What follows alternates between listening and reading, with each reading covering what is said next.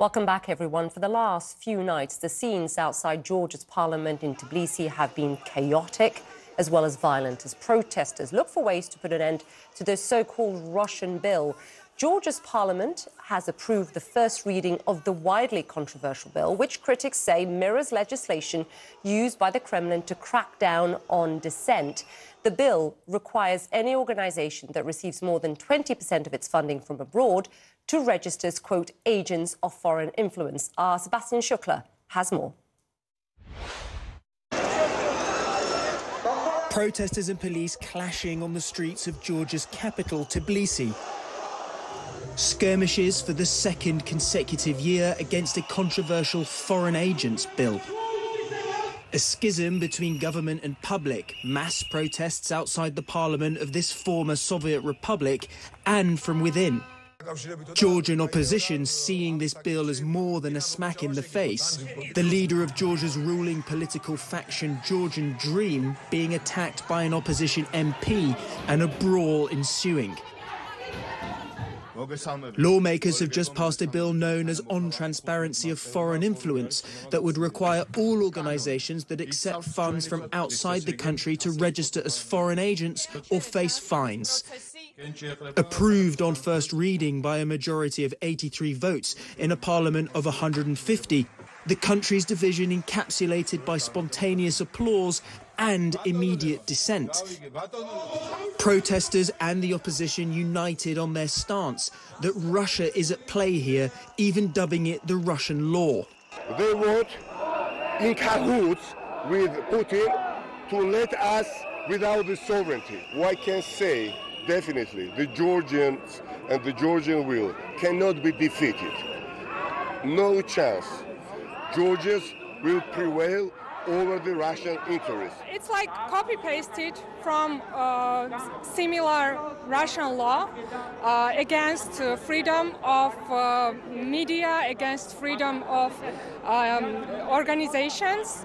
And it's like we will receive same results as now Russians are facing. President Vladimir Putin's spokesperson disagrees. There is no way to link this bill and the desire to secure Georgia's internal politics with some kind of Russian influence. This is not the case.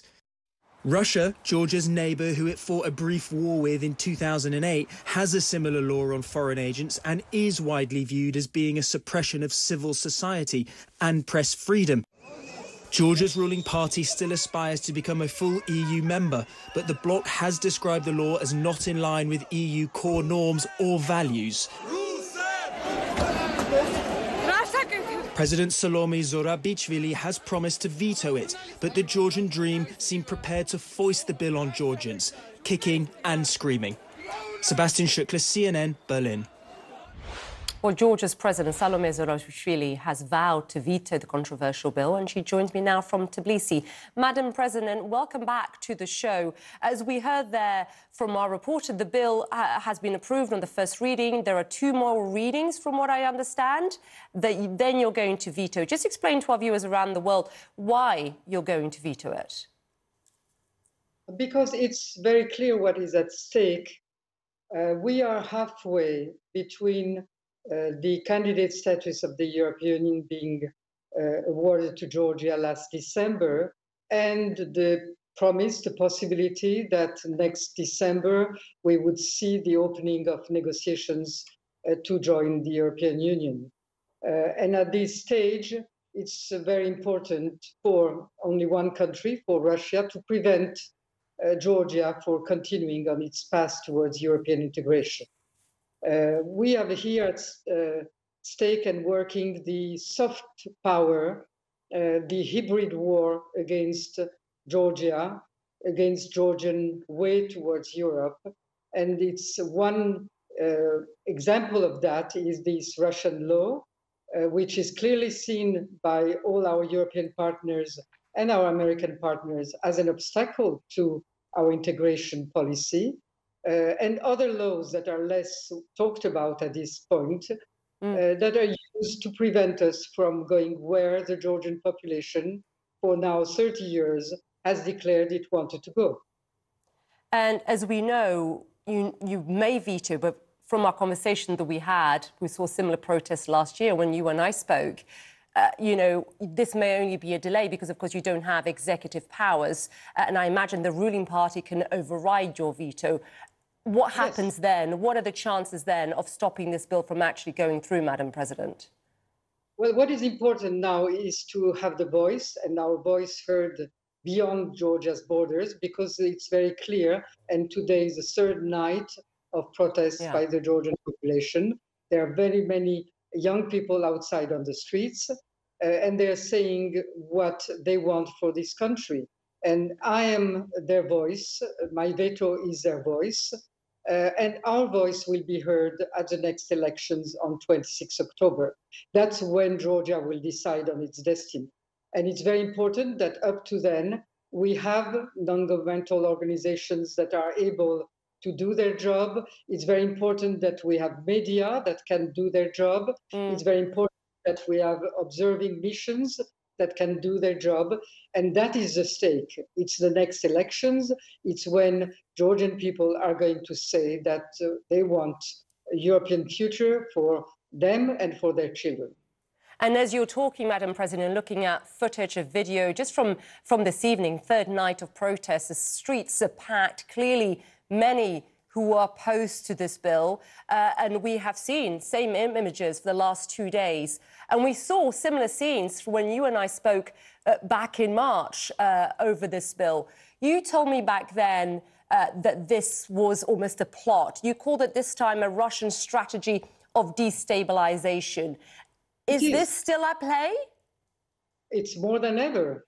It's a Russian strategy. It's a provocation to the Georgian people. It's a provocation to our partners, because what we see here at work is a Russian soft power. We see the military power at work in Ukraine, and it's not succeeding, even if we do not see yet the support that Ukraine needs to get from all its partners.